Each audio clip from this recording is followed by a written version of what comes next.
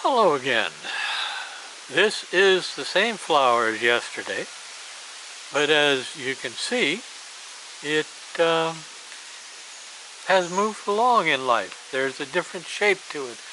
It has more blossoms. As I said, it's a spiral plant, and it does spiral from beauty to beauty to beauty, much like life may do, can do, should do. I don't know about should. But what I want to talk to you about today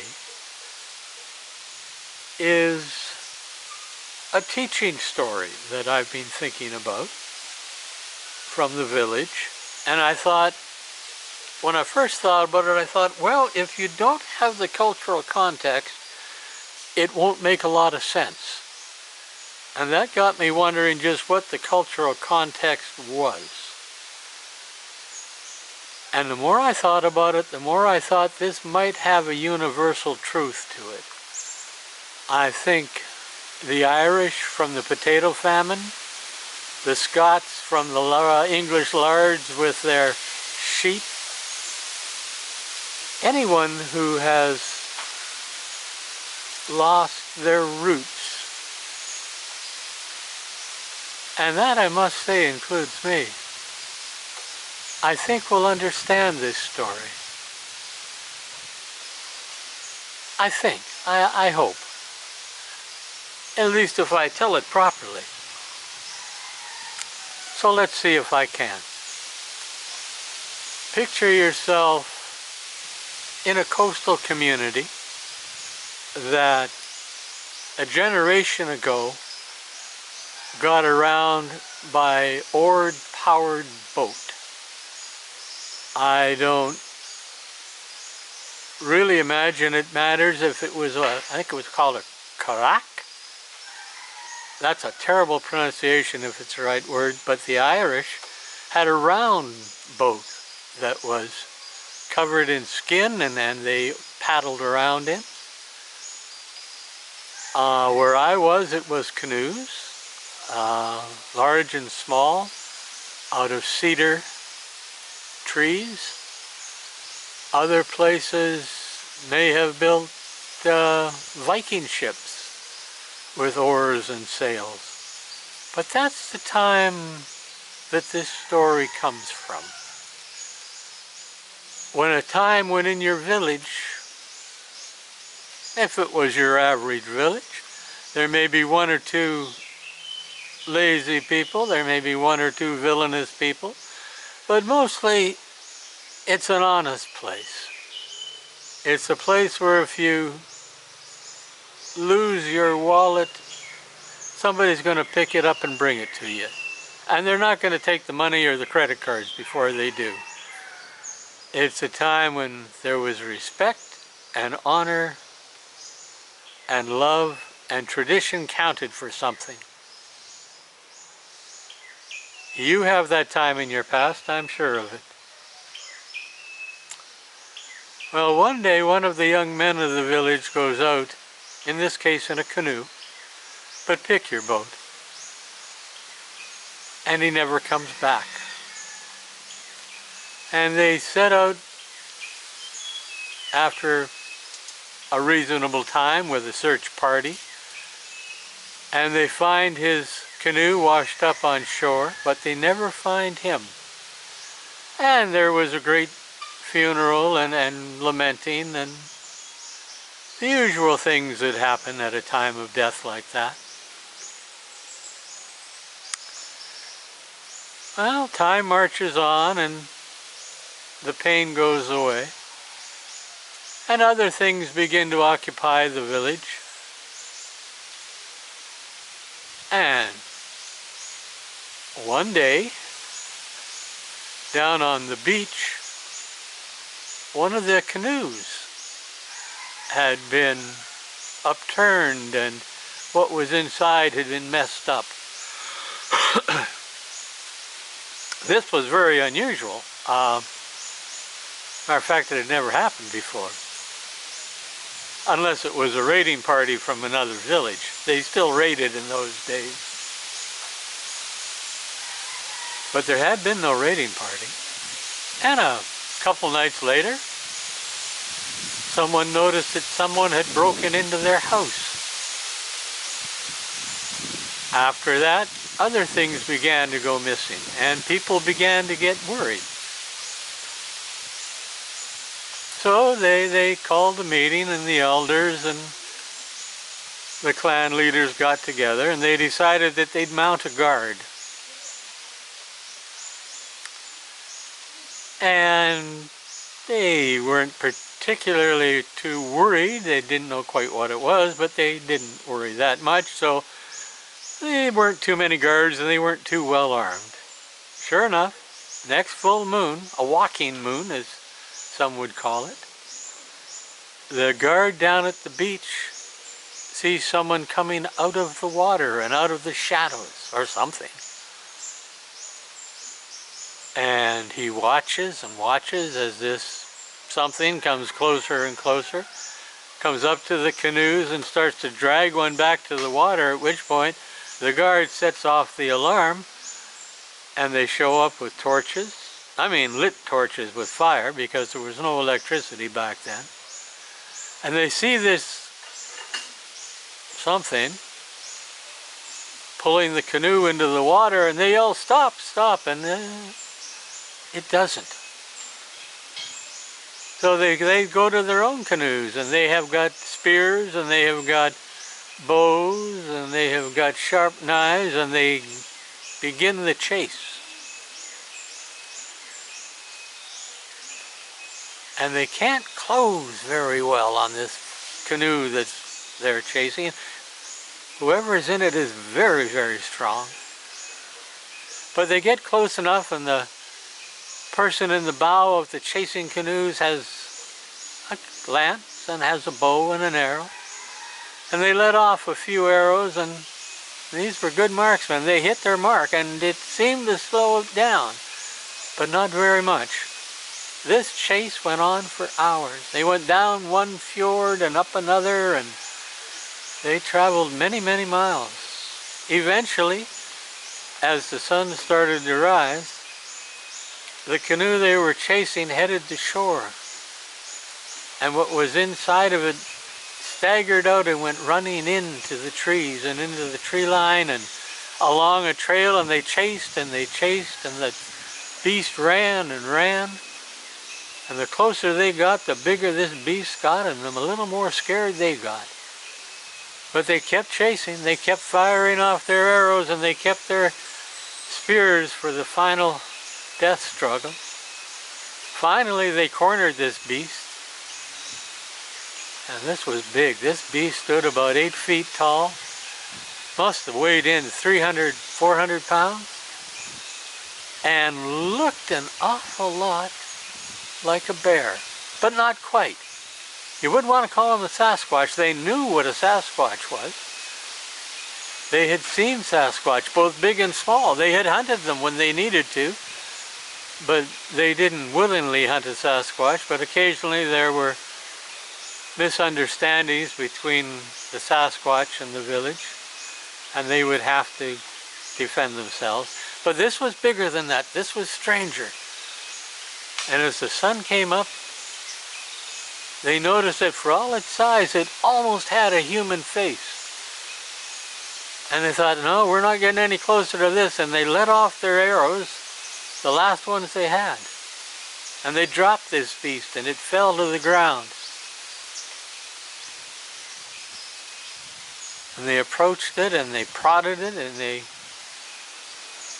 moved it with their spears, but it wasn't putting up any form of a fight or anything. So they rolled it over, and it was then that they noticed, slowly but surely, the face of the young man that went missing a year or so ago was beginning to form on the face of the beast. And the beast was losing its size and its fur. By the time the beast had died, the young man was in its place. So they brought the young man back, gave him a proper burial and a funeral, brought him back to his people and his land and his stories and his tribe and his clan. And the pain was still there again. And they went through the rituals and the pain went away. As much as it ever does. And they told me this story. Not just one person. It was told to me by 3 or 4 people, older people, who knew the story and knew the teaching of the story, and who saw in me someone who had lost their roots and their home and their tradition. And they wanted to try to let me know that I was in a place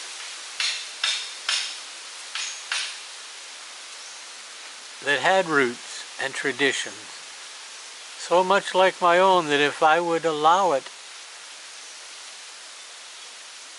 they would let me in, and I would have a home and roots and traditions. The story has a simple teaching at its heart, and it's that you cannot be one of the people if you live alone.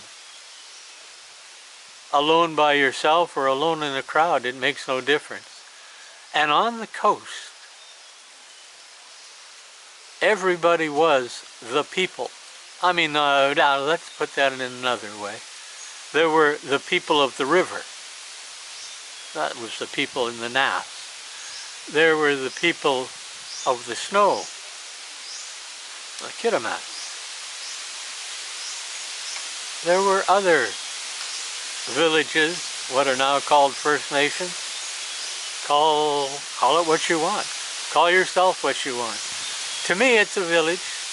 I'm sorry, politically incorrect, but I was taught in a village by village elders and village people. So to me, it always will be a village. I've seen pictures of it now. It's expanded. It's very big. It's no longer a village. But the time I was there, it still was. We need to have a shared reality, a common story, a belief structure that stands there for us and with us. These are things we need to be human, to be of the people. And this, I think, story can be put into our world now. Not just into the village, but into a lot of the countries I have read about and seen and tried to understand through the web. There is a terrible, terrible phenomena called alternate facts. We don't lie, we have alternate facts. We have our reality. And you're mistaken, and you're living in a fantasy world. And it doesn't matter if you are for this side or that side, it has devolved into that attitude from both sides. How can we be the people if we cannot agree on reality? How can we work on worldwide problems such as corruption, climate change, greed, inhumanity,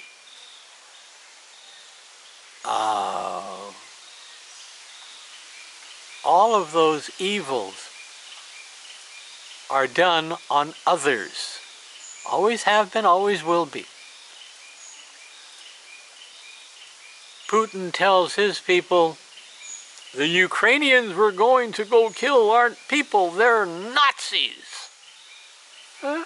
That's what he tells them. Trump, to this day, 2 years after the election, is still phoning up people saying, can you find me some votes? And people are still looking for them. And there are still people that believe that the election was stolen from Trump somehow.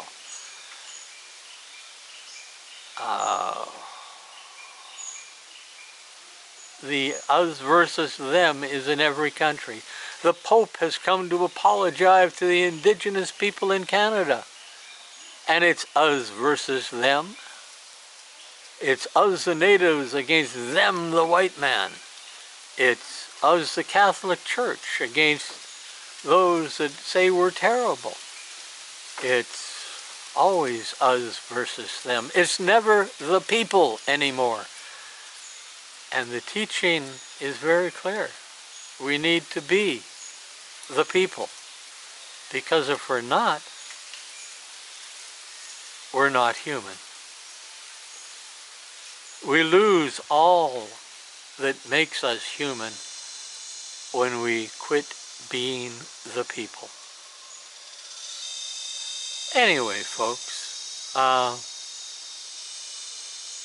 that was just something that was taught to me. And as much as it was taught to me somewhere between 30 and 40 years ago, I'm not quite sure that I have really understood it totally yet, but I see where it applies to the world I inhabit. And it makes sense to me now because once again, I'm away from a village. I am not in a rooted place for me. I'm a place where I like, where I enjoy, I have a good life. But the traditions that made me aren't here. So I be as good as I can be, but I can't be the best that I can be because I'm just not in that situation. I got to adjust the light here. The sun's going down. Okay, there you go. There you go. Much better. Maybe even too bright for all I know. But it says is at mine at 5. And I don't mean to say that I don't have a good life. I do. But it is my lady and myself and a few close friends. And I do better in a village. And I'm not in one. And that's a pity. It's also not quite in focus. But if I mess with that, I'm really going to screw things up. And I'm going to call this a day. I'm getting melancholy and maudlin. And I shouldn't do that. It's a good life I have. It truly is. I have got so much, so many good things in my life. It would be a shame to just concentrate on what I don't have when I have so much. And now, folks, I'm going to try and get a picture when the wind's not blowing. So I hope you've enjoyed this. And with any luck at all, I will see you tomorrow. Here we go. End of this recording right about now. Bye-bye.